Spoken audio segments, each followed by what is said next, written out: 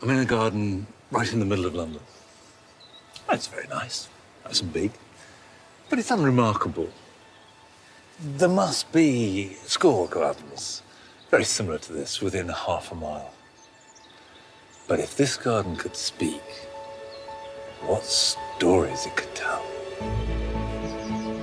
It could tell us about the great city that rose up around it and how it became the center of a mighty empire. It would be in a unique position to tell us about a country at war, from the threat of Napoleonic invasion to IRA bombs. And it could tell us the stories of the people who lived and visited here, from the first owner who spied for Oliver Cromwell to the Iron Lady with a passion for roses and the American president who cooked a barbecue on its lawn.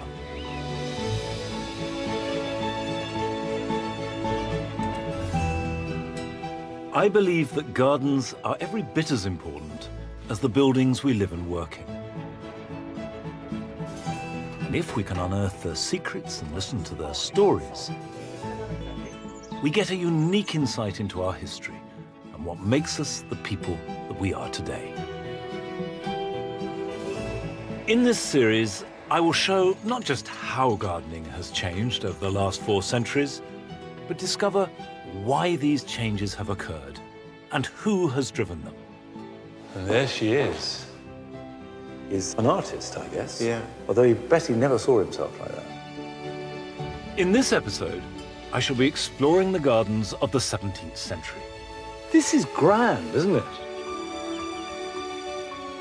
I shall be working with tools of the period to discover just how gardens of the 1600s were maintained. I'll be getting 400-year-old inside information. This is showing you how to lay out your string lines, and then you build it up and build it up.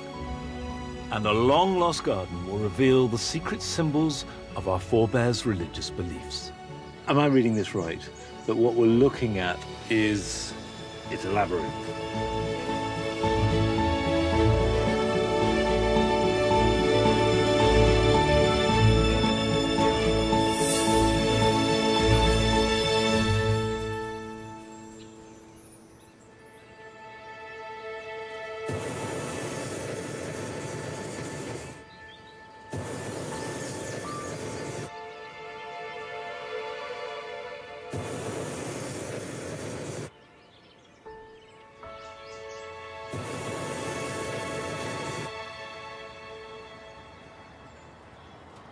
I'm floating above the Cumbrian countryside, and directly below me is the garden of Levens Hall.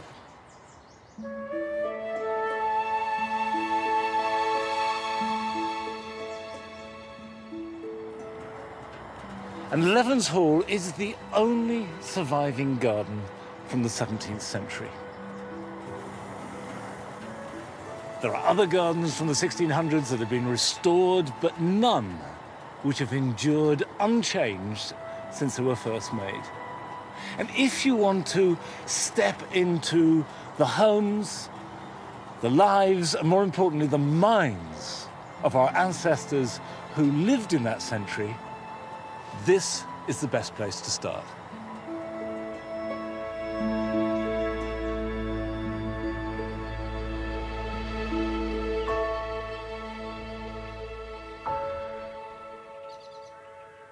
Levens Hall was first laid out in 1692, at the end of a century marked by great changes and upheavals, as well as advances and achievements, all of which transformed the country's gardens.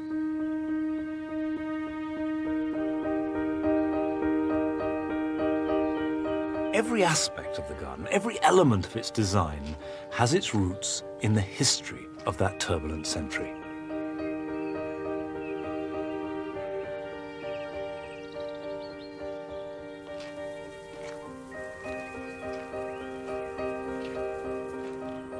Over the past 300 years, it has matured and evolved in a way that its makers could never have envisaged. But where other gardens of the period have fallen into ruin or been completely refashioned, here the original layout survives and has been lovingly maintained. Levens owes its longevity to the continuity of 11 generations of the same family that have looked after it. And for the past 39 years, the custodians of this extraordinary garden have been Hal and Susie Baggott. This is the portrait of Colonel James Graham, who was Privy Purse to James II, so he was very prominent in the Stuart court. He looked after the finances of the king. It's a powerful position. Oh, very Big powerful. position. Right. And he bought this house, did he? Oh, yes. And has it been bought and sold since then? No, that's the only time it's ever changed hands. And who did he get to make the garden for him? When he brought in Beaumont, Guillaume Beaumont, French gardener, who had worked for King James.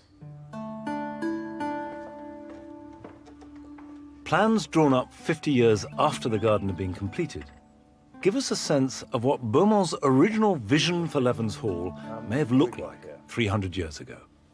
I just love the little figures. I mean, look at these two rather grand ladies standing at the front door. I love the man with the tricorn hat wheeling his wheelbarrow. lovely? The lovely hedge walks. And these are the original beech hedges of the time. And they are now enormous in the garden. The main topiary area is there. And of course, the wilderness, you see, Yes. would have been laid out very formally then. Bowling green's still there, but not actually bowls now. Croquet. What's interesting about this is it shows the layout, but it doesn't give much indication, for example, here, of what these were. So actually, the more you look at it, the harder it is to read. Yeah. Although the general picture is wonderful and sort of laid out and exact. Interesting. Very.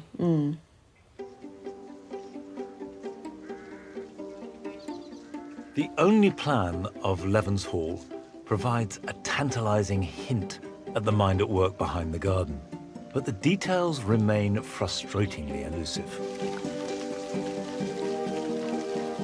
I will be returning to Levens, but to understand what inspired and influenced those plans, I need to delve much further back, to the very beginning of the century. I'm on my way to visit a building that I've never seen before, but I've read an awful lot about. And I know that it was never finished. And apparently, there's no garden attached. But within the structure that is there, there are clues. And if you can break the code, then the garden reveals itself in fascinating detail.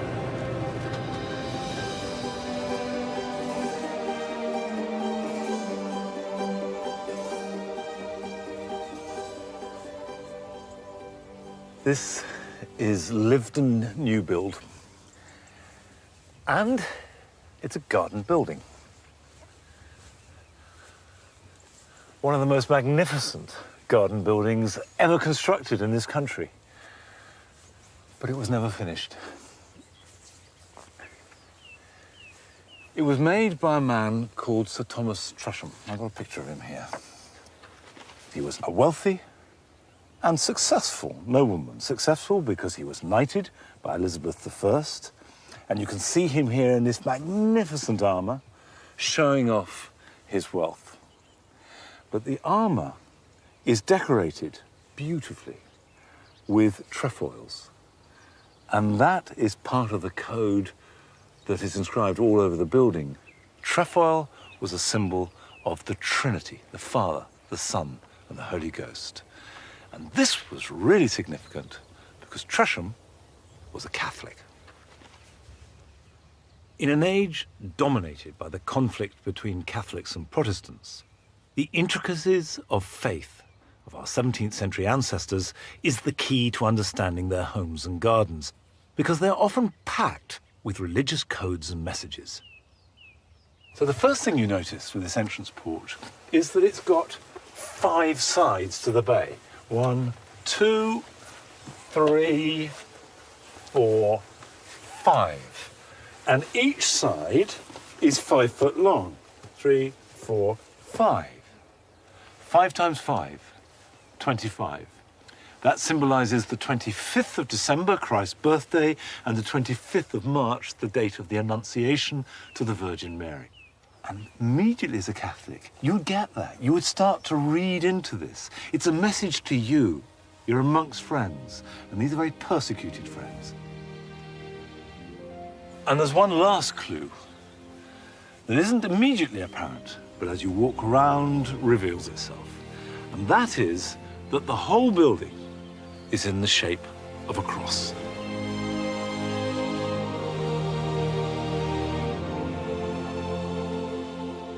On account of his Catholic faith, Tresham was constantly in and out of prison, which is one of the reasons why his plans for Lyveden were never completed.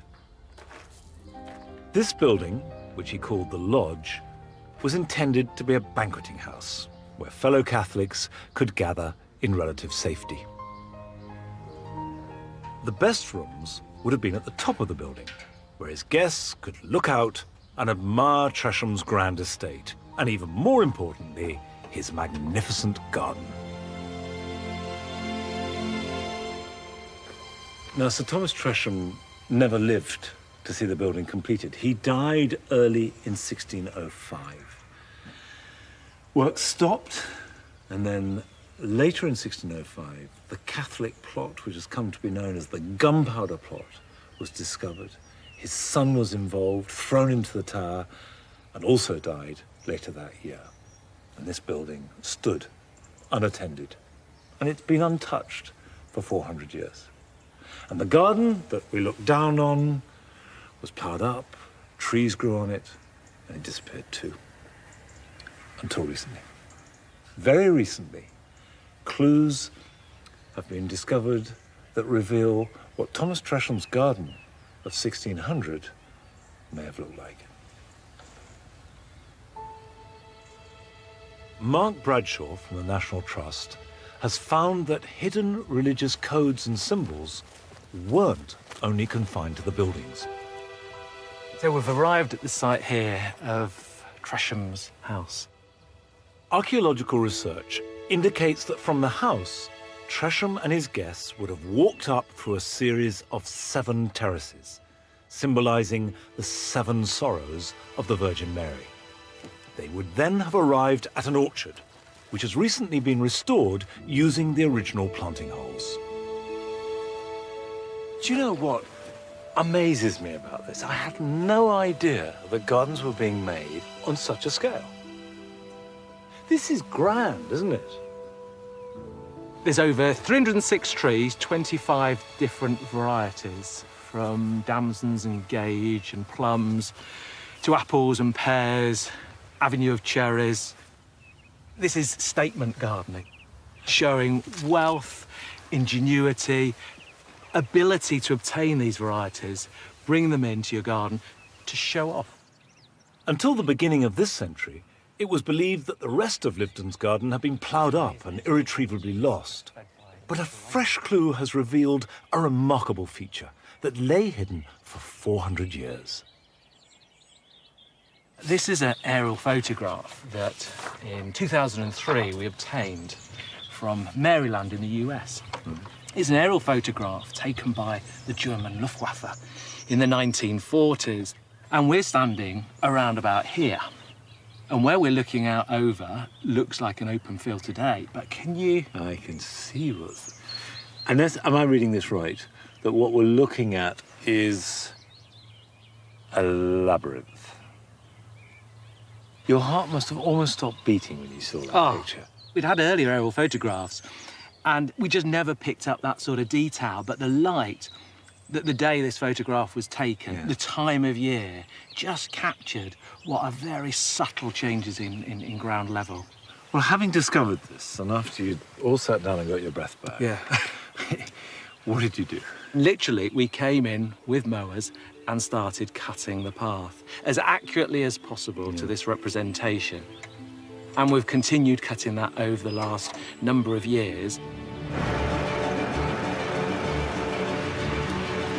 Labyrinths were a popular feature in many gardens of the 16th and early 17th century.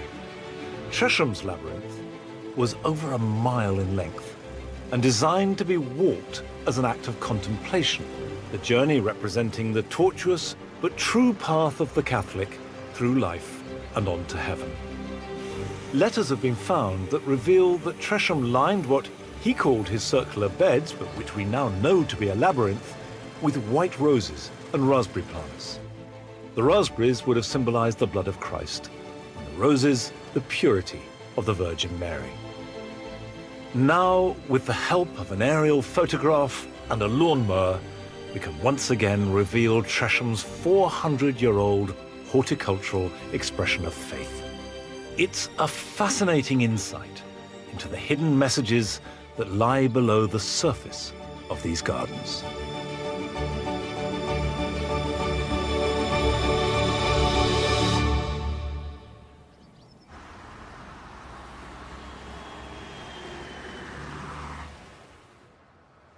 Lyveden has revealed and hinted at some of the clues to the secrets of the 17th century garden, but I'm now keen to discover more. So I've come to the Lindley Library in central London, where the Royal Horticultural Society holds some of the earliest books published on the British garden. And straight away, I realise that I've underestimated what good records there are from this period. This is the period that is like the Dark Ages in many ways, but clearly it's not. It's not if you can turn to primary sources to books. I mean, in terms of what's left on the ground, Nothing. it is. There's nothing. But luckily, it's the time when there's an explosion in printing and there's an explosion in publishing. The archivist Fiona Davidson has selected some gems from this burst of publishing that tell us a huge amount about our 17th century forebears' relationship with their plants and gardens. And they're beautiful objects too, and they're lovely. What's this book here? The Gardener's Labyrinth, which is often quoted as being the first popular gardening book in English, so it's a good place to start. And when was it written? It was written, this copy's 1586. And there is a very ornate, patterned form. What's going on there? So these are designs for knot gardens, and you'll find there are quite a few of them. And that's like a labyrinth. So entwined, elaborate hedges made out of thyme or herbs of any kind, maybe box, but low hedges. These were there for the gardener to look at and get some inspiration from. But if you look at the book along next, it gets more practical, because this is showing you how to lay out bits of string in order to calculate your square and get your dimensions right. What was the reason they were using these very elaborate forms? Well, we think that it's to do with having control over nature and showing that there's a pattern and there's a plan to creation, and you've made it, you've built that pattern, so you've demonstrated that you've got an understanding of complexity, but you've also got control. You've got control, and it is to the glory of God. Yes, this out of the way. Like Tresham's labyrinth, using patterns to reflect order was one method to communicate religious messages, but there was also another way. This is the rather elaborate frontispiece, and it's the Garden of Eden, this idea of God as a gardener and creation as a garden. These are the beautiful plants for your paradise garden. But what's really interesting about it is the mixture of plants that you recognise. Well, I can see tulip, pineapple. So these are the plants of the New World as well. Yeah, so there's a you've got the lily. cactus as well. And what's that? This moment in history is the mix between the exploration and mythology, because this is the Tartary lamb. It's this idea that somewhere in the mysterious East grew a plant that sent up a shoot, and at the end of the shoot, little lamb grew and then would eat its way around, still tethered like an umbilical cord to the shoot, and then it would run out of grass and it would die. People believed in them because other wonders were being discovered all the time, so why not that? In the age before scientific understanding, it's clear that religious symbolism played a key role in garden design. But the idealised image of a Garden of Eden, combined with sheer greed, also drove what became a frenzy to acquire new and exotic plants. There's no question that tulips were the most important plant in the 17th century. People became obsessed by them. And in the 1630s, particularly in Holland, tulip mania was the first case of a bubble and a credit crunch. because people noticed that these bulbs, newly imported from the Ottoman Empire in Turkey, had a tendency to go from a plain flower to one that the following year would appear streaked and flushed with colour. And these aberrations, what we now call breaking, were admired and held to be valuable. And of course, things are valuable then could be sold, and rapidly these prices became inflated, and you speculated on it happening. So what it would mean is you would take a single bulb like this, an ordinary tulip bulb, sell it to someone, in the hope that it would break. And by the time it went from being planted as a bulb to appearing as a flower, it could have been sold 10 times. And vast fortunes were made. And in fact, I noted down one bulb of a variety called Viceroy was sold in the 1630s for 2 cartloads of wheat, 2 cartloads of rye, 12 fat sheep, 2 hogshead, that's 100 gallons of wine, 1 bed, 1 suit of clothes, 4 fat oxen, 8 fat swine, 1,000 gallons of beer, 2 tons, that's 2 barrels of butter, 1 silver drinking horn, and 1,000 pounds of cheese. And you can only hope that it was a beautiful flower at the end of all that. Well, the bubble burst. Fortunes were lost. Capitalism crashed around its ears, but the tulip endured. This tulip mania was a very strange affair, although perhaps not so different from the booms and crashes of recent times. But what was essential to the age was the idea that the more one could tame and control nature, the greater the demonstration of wealth, status, and power. I've come to Hampton Court, where following a bitter civil war that had seen Charles I executed, a republic under Oliver Cromwell rise and fall, the new king, Charles II, chose to mark his return from exile with one of the century's most iconic garden features. This piece of water is really significant. You've got to remember that Charles had just come back from exile. This is 1660, and one of the very first things he does is to make this. And the context is that he's been driven out of the country. There's a terrible civil war. And as far as he was concerned, a monstrous regicide as his father was murdered. So he returns, and he does this. What it does is slice through the landscape. It straightens a river. You've got the avenue flanking it either side, so nature is dominated. And this was designed to be seen from the palace, looking out. And everybody there would have read the message, which was that I am in command, not just of you, my people, but of nature itself. The Long Water introduced a French style that had inspired Charles during his exile in Paris. And for the privileged few who could afford it, his return to England heralded a new era of extravagant garden building. At the vanguard was a neighbour and close ally of the king who ploughed a fortune into building one of the most fashionable homes in England. Bringing together leading architects, craftsmen and landscape designers from the continent, Ham House dispensed with long-standing traditions of design to create a contemporary garden that was every bit as important as the house itself. The Great Hall is laid out in a very familiar fashion. You have a main door at one end and another door directly opposite to create what was a passageway. And this would have been familiar to anyone from the Norman conquest in 1066 right up to Elizabethan times.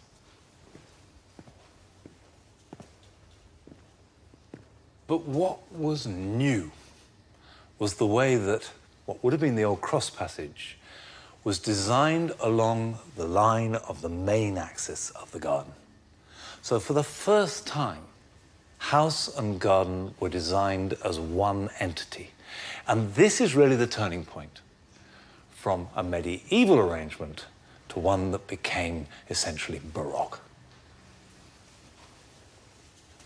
Ham was extended and remodelled in the 1670s with all the drama and magnificence of the Baroque style. And in doing so, the splendour of the new garden was revealed wherever possible from inside the house. As at Lyveden, the reception rooms were on the first floor, so the guests could view the ornate planting of the French-inspired parterre from above and admire the owner's impeccable taste. These changes were propelled by an extremely ambitious woman who inherited Ham and then transformed it into the exquisite house and garden that we see today. Here we are in the long gallery. I wanted the house steward, Camilla Churchill, to explain to me how this woman, Elizabeth Lauderdale, could afford the vast expense of all this. And there she is, with her black servant. And she's got her hand on roses, which signify fertility. So she was possibly pregnant with her first child. And what sort of person was she? She was very well educated. She was able to befriend the right people. Who were the right people? The right people, well, she was a royalist. She was friends with Charles I. While the Civil War happened, she was also friends with Cromwell. It seems that through a combination of guile and charm, Elizabeth managed to hide her true allegiance to the exiled Charles II in France. And while publicly she endorsed and befriended Cromwell, in secret she was plotting behind his back, passing on intelligence from the privacy of her garden at Ham. She was part of the Sealed Knot Society, corresponding with other royalists on the continent and trying to get Charles II back on the throne in this country, presumably supplying political information to him to help forward the royalist cause.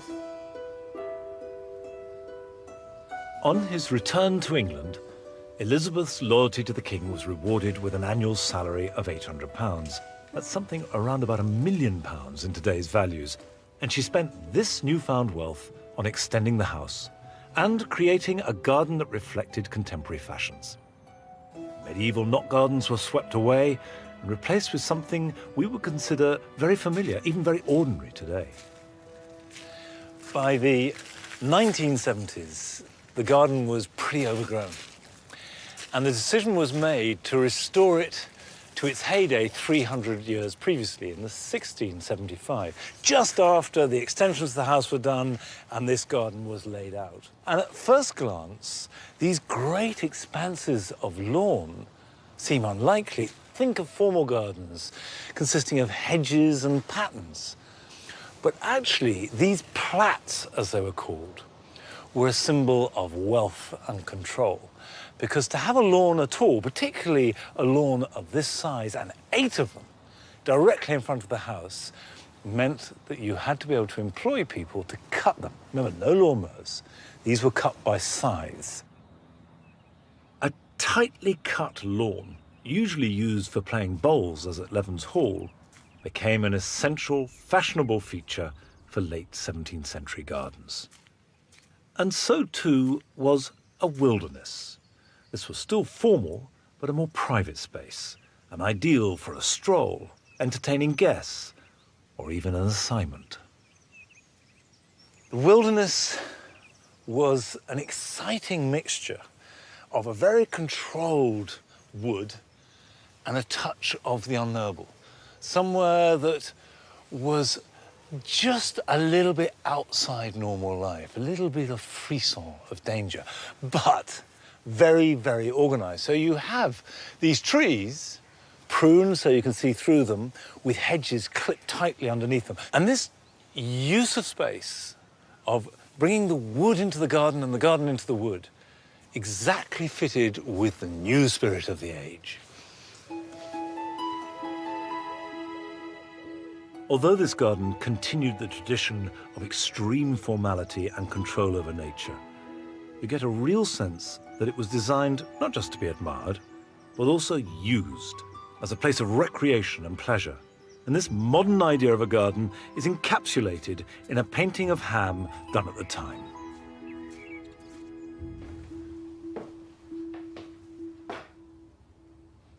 This is one of those iconic images that, if you're interested in garden history, pop up again and again. And there you have the Duke and Duchess walking in their garden, surrounded by what amounts to courtiers. This little private court here at Ham House. Friends, visitors, hangers-on, all dressed to impress each other and the Duke and Duchess. And the little dogs there, King Charles Spaniels. And that figure in the back,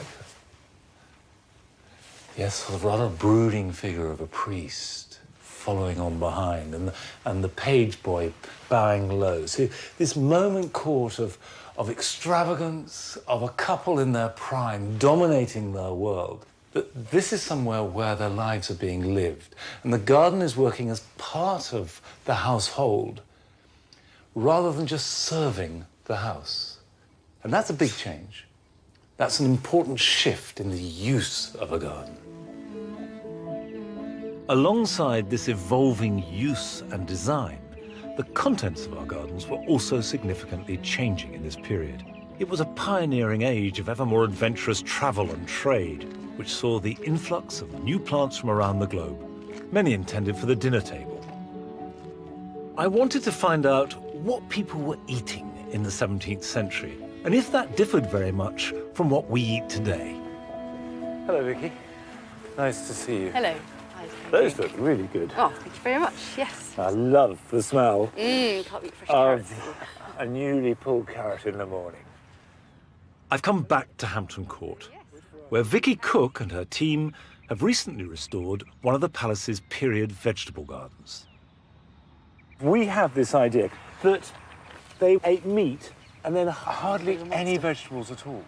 Ah, right, yes. Well, vegetable eating started to be popularised in this era. I think partly due to revolutions in the way that they grew things. Yeah. They had better knowledge of how to get good crops from the land. Yeah.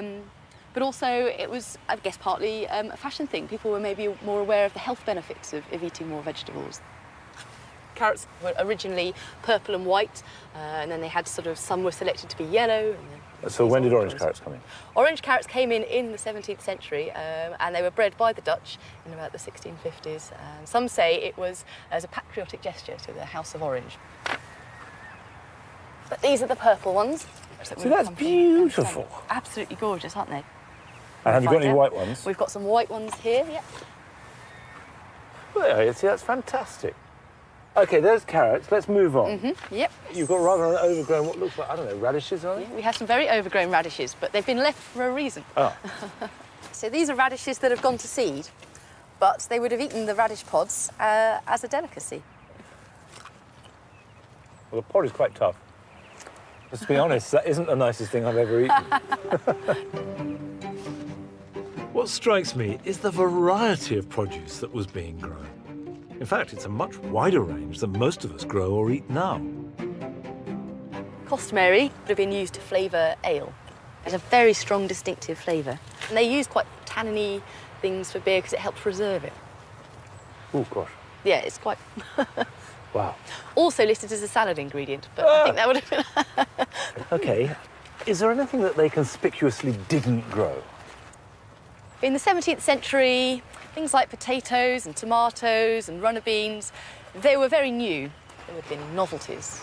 Right, and yet they're pretty much staples for us, aren't there? There aren't many gardens that grow vegetables that don't grow a tomato or two, exactly, or potatoes. that's it, yes, but would have been dangerously exotic and a bit, people were a bit suspicious of these fruits, which are all in the same family as deadly nightshade. That's interesting. Like your lettuce, they're looking really good. Yeah. Did they eat lettuce as salad as we do? They might have boiled it, but I don't know. Boil the lettuce? Probably. They seem to boil quite a lot of things. Exotic new varieties of fruit and vegetables coming into the country weren't always equipped to grow in our climate. But gardeners have managed to work out an ingenious method of nurturing them through to their precious harvest. Oh, look, you've got some melons. We have actually got some melons. Melons would have been grown in hotbeds, which were an important feature of any aspirational garden in the 1600s. So how are these hotbeds made? So a hotbed would have been a construction, a little bit like you can see here, raised off the ground, and they would have used a very fresh, strawy, manure-y mix straight out of the stables that would create heat as it breaks down. And that is providing an artificially warm environment for the seeds to germinate and the young plant to grow. The plant to grow, yes. You really need to protect them in those very early months. Yeah, around August, September time. That's it, yeah. But even earlier, I mean, they were very keen that that you would show off your status by having a melon out of season. So, you know, some gardeners said that they could produce melons by May for their table, which is quite an impressive feat. As our 17th century ancestors sought better methods for growing plants out of season or from tropical climates, they increasingly began to challenge old superstitions that were based on tradition and faith, and to embrace a new world where intellect and science was applied to gardening for the first time. The Age of Enlightenment had arrived. I've come to the country's first botanic garden, made specifically in Oxford to observe and study plants. The way that people were thinking about themselves, about the physical world, and of course that included plants, and explaining it was changing radically. And actually this amounted to a revolution in the way that we were looking at the world.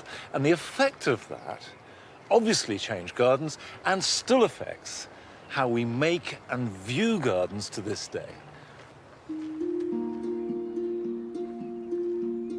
To see this legacy for myself, I'm paying a visit to the Department of Plant Sciences at Oxford University, where the collaborative study of science in the late 1600s transformed our knowledge of plants.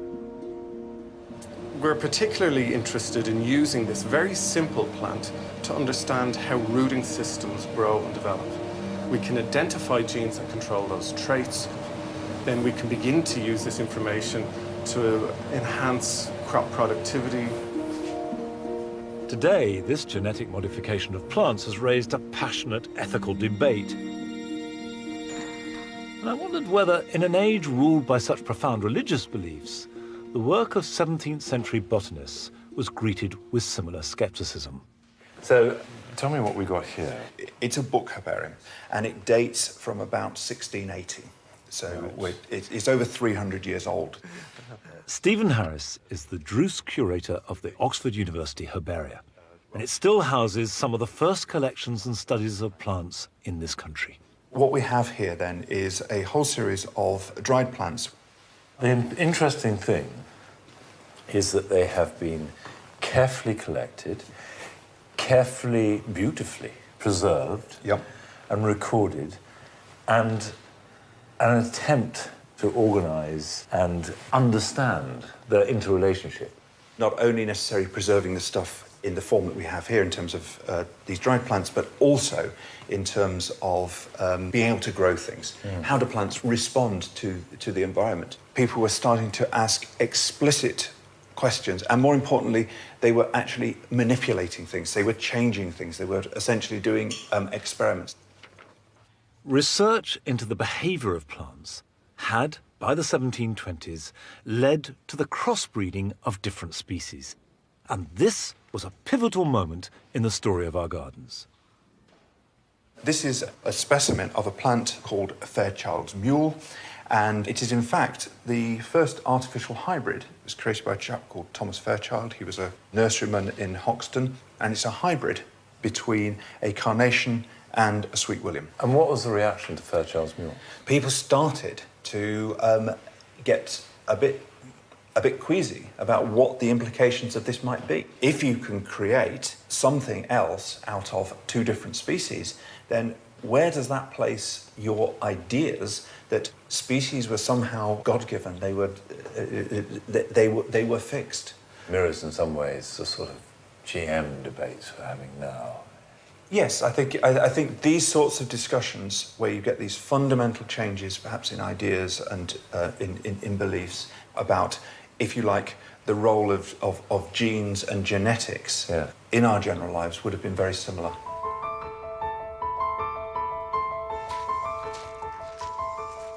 Despite the growing band of scientists and intellectuals finding a new language to talk about plants, by the late 1600s, gardens in this country had yet to express our own national culture and identity. Under Charles II, we'd followed the fashions of the French, like at Ham House. But his death and the subsequent overthrow in 1688 of his Catholic brother James had ushered in a new era of garden design. I've returned to Hampton Court, where this latest style arrived with a new Protestant monarchy from Holland, Charles II's niece Mary and her Dutch husband, William. William and Mary brought with them a completely different culture. Mary, for example, brought marvellous pottery, there was new gardening culture, and they came to Hampton Court and really adopted it as their favoured palace. Together, the new king and queen set about transforming the old Tudor palace to their own Dutch tastes. But just 6 years into their joint reign, Mary died, and it was left to the grief-stricken William to complete the task. I've been given permission to go up on the rooftops to look at the result.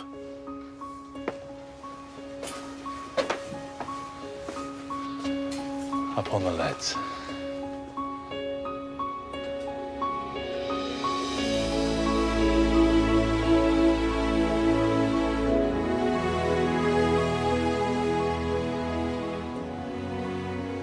That's fantastic. Incredible to see it from up here on a beautiful, clear day.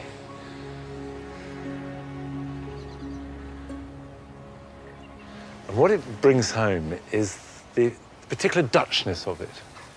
If you think that the great enemy was Louis XIV in France, and Louis had Versailles, which by the 1690s was the great wonder of Europe, this vast garden and court, which stretched out literally as far as the eye could see.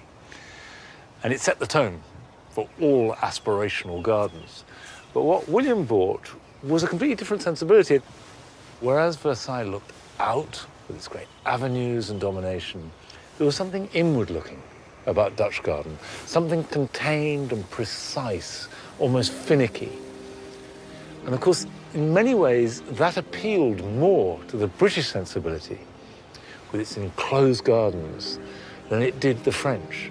And immediately it was taken up by the British.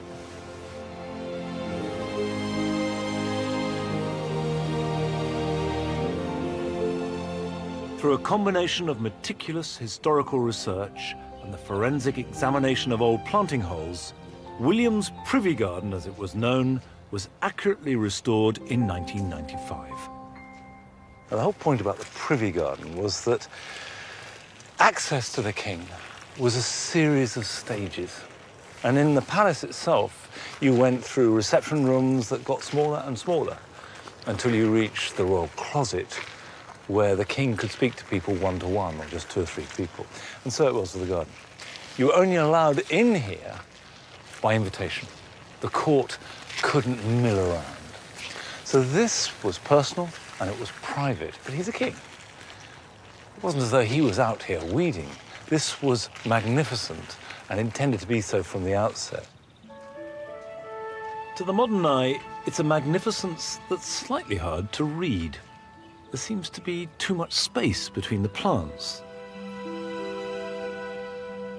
And the topiary, the one abiding garden feature that William and Mary brought with them from Holland, are all tiny compared to the large Gothic creations that we have become accustomed to.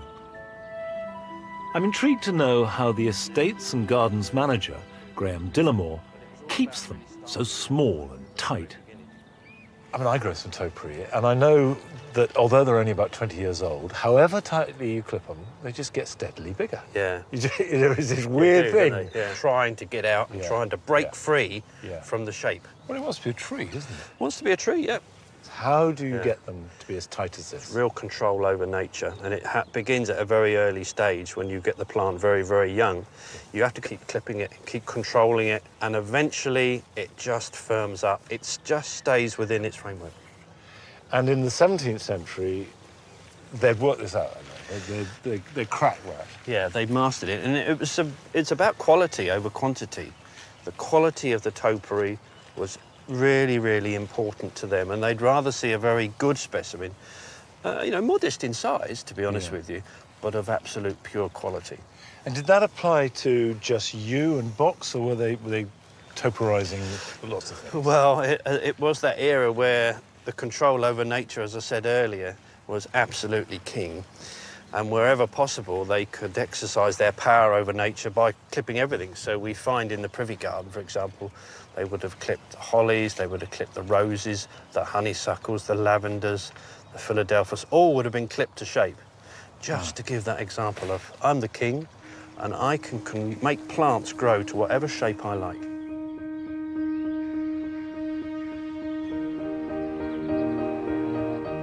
At exactly the same time as William's Privy Garden was being made, our sole survivor from the 17th century, Leven's Hall, was also being planted. And all the evidence from Hampton Court would suggest that its famous monumental topiary would originally have been just as small. Now, Leven's has long since matured and evolved, but I wanted to know if there were any contemporary records of what was being planted here at the end of this century that had witnessed so many discoveries and advancements in gardening. Certainly for the look of the garden, we can go back through photographs for 100 years, paintings probably for another 100 years before that. But amazingly, here at Leven's, they've still got all the records, the letters, bills, receipts, all the paperwork relating to the whole setting out of this garden back in the 1690s. Chris Crowder is only the 10th head gardener to have worked at Leven's since his predecessor, Monsieur Beaumont, created the garden in the 1690s.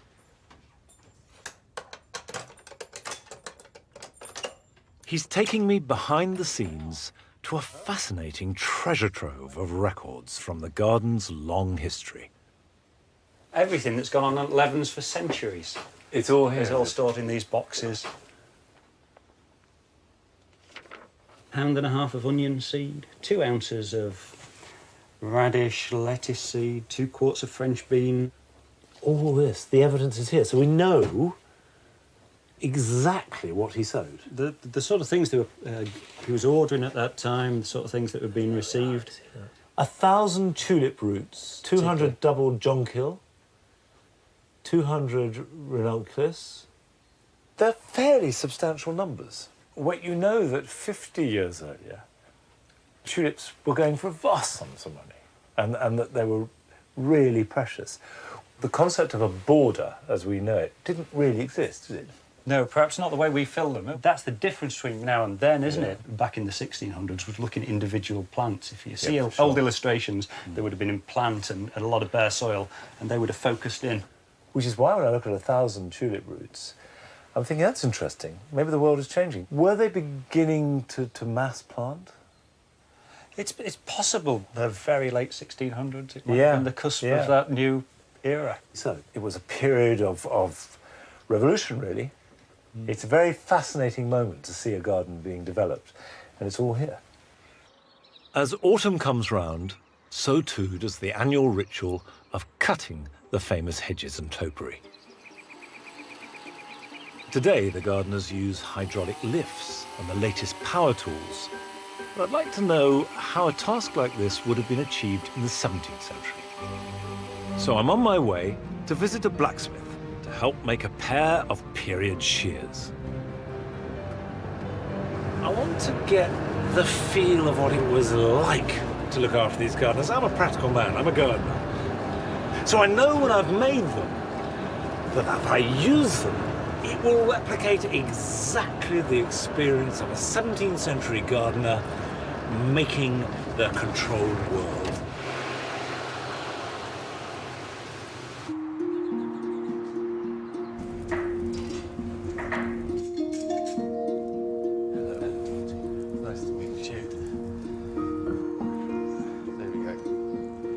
Long before the advent of mass production, toolmaking was a bespoke craft where the relationship between a professional gardener and a blacksmith like John Beavis was absolutely vital. What I've got here is a billet prepared ready, and once it reaches its temperature, out onto the anvil and quickly bang it together. And we're almost there, actually, Monty. Coming out, What we want to do is to create the top end of the blade, working back and then form the cutting bevel. The billet is made up of a strip of wrought iron and steel fire welded together, which John then slowly hammers into the shape of the blade. This is folding a bit, isn't it? That's right. So it's correcting what you do. Shaping the blade is a laborious as well as skilled process. Once completed, we're ready to start the handle. Right. Confident to have a go then? No, but I will. Take hold of the tongs. Yeah. And I'll tell you when. Which way up? We've got to go. Where's the that way. Okay. Oh, On there's the side of the anvil. Right, there we are. So we're there. And we're... And just, that's right. Work your way up to the end of the blade. Turn over. Lovely. You there? Yeah, we're there. We'll have him back in the fire.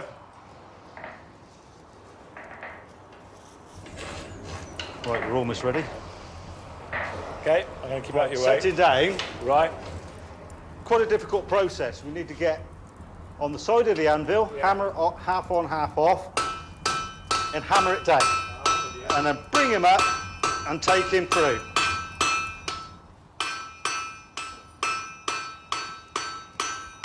So the side of the anvil has created that step. I'm with you, yeah.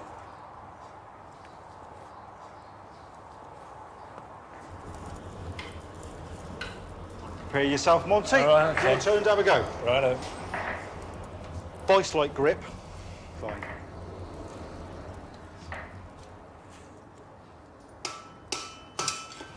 There he went.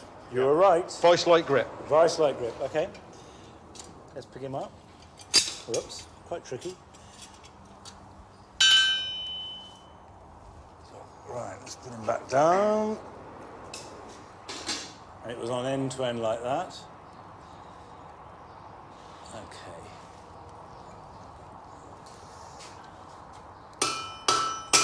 Now he went again.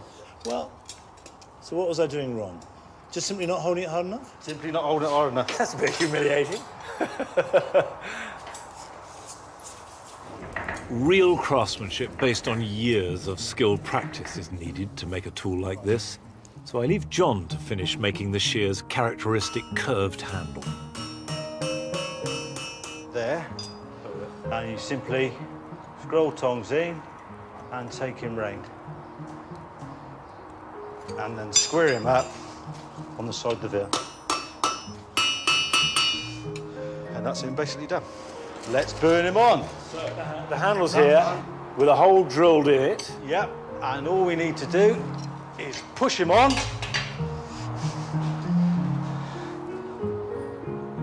Whoa, look at that. Look at that. And he's there. Right. Here we go then, Monty. Cleaned, finished. Handles on. All we need to know now is put them together, set them, and see if they work. Now this you've made. Yep. A wing nut, which we forged as well. Threaded on. And when you pull them apart, you should hear it. And there's the picture. Clearly the same. That's right. If you had a pair of these and you found that picture, you'd say, they're my shears. They're incredibly beautiful. And it's obviously a privilege to watch them being made and see craftsmanship at work. But the truth is, beauty won't earn their keep. That's right. They've got to be useful. They've got to be practical. Yeah, they've got to do a job. So I'm now going to take these to the oldest surviving garden in England with an enormous amount of topiary to cut, and I'm going to try them out.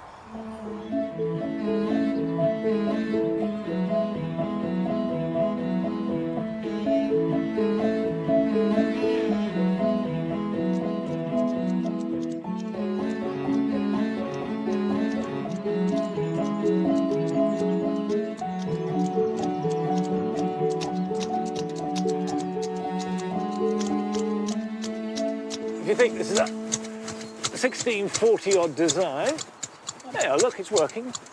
They're functioning, aren't they? Well, that is amazing. I'd never realised that there's not much difference. No. Technology hasn't progressed that far. That's got a better edge on it, but it cuts. Yeah. So there's no question that they could have done your job with these tools. Not as efficiently, but they could have done. Do you cut this with hand shears at all?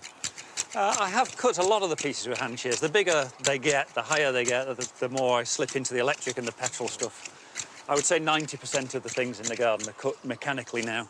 But it's a great joy to do it by hand. You get a feel for it, don't you? You do. And do you think that the technology, shears for example, affected the shapes? Almost certainly, yeah. It's certainly a different style of clipping when you get onto the straight-edge mechanical shears.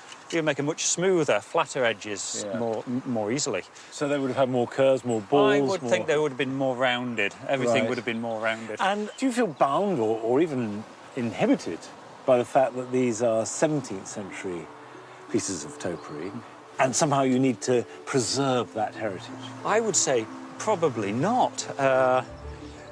I love and respect these old pieces. They may be from the 17th century, but actually it's us that remake them and reshape them every year. So it's our little edge to them that's important every season. So in 1690-something, these were 17th century pieces, and then in the 18th century they became 18th century topiary, and 19th, and now they are 21st century topiary, living and alive in the present.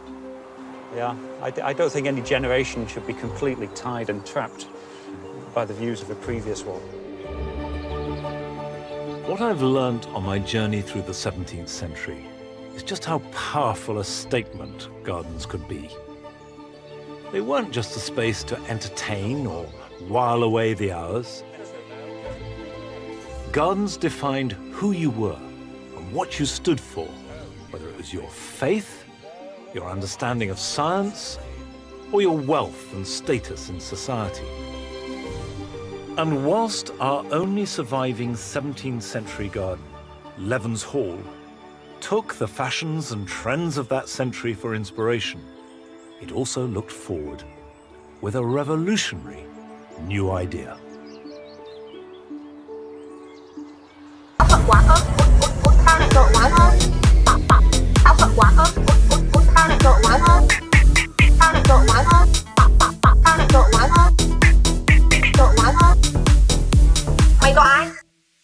Đừng bao giờ dạy con rằng là đi ra ngoài nhướng mắt vào đầu đánh chết rất ngu. Đó, nó có chú nó có bác nó. Mẹ bác nó cầm súng đến nó bắn cái tặng và nó chết mày. Em có thể là ngu. Em có thể là ngu. Bắn cái tặng.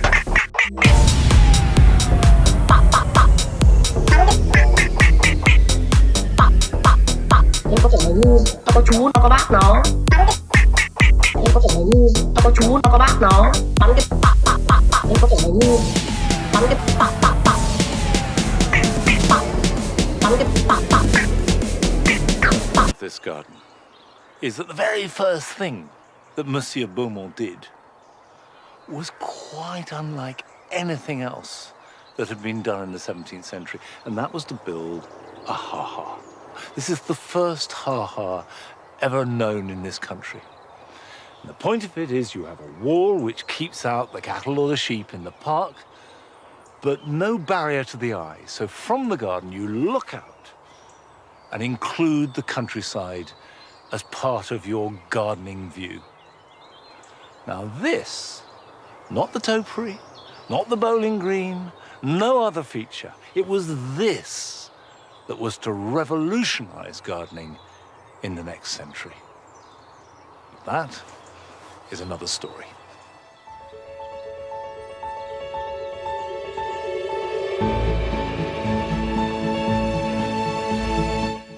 And the story of the 18th century, the age of the landscape garden, is told by Monty at 9 next Sunday. Don't forget that you can catch up with Gardener's World on BBC iPlayer. Lots of useful hints and tips and some glorious displays of autumnal colour. Next here, Family Guy.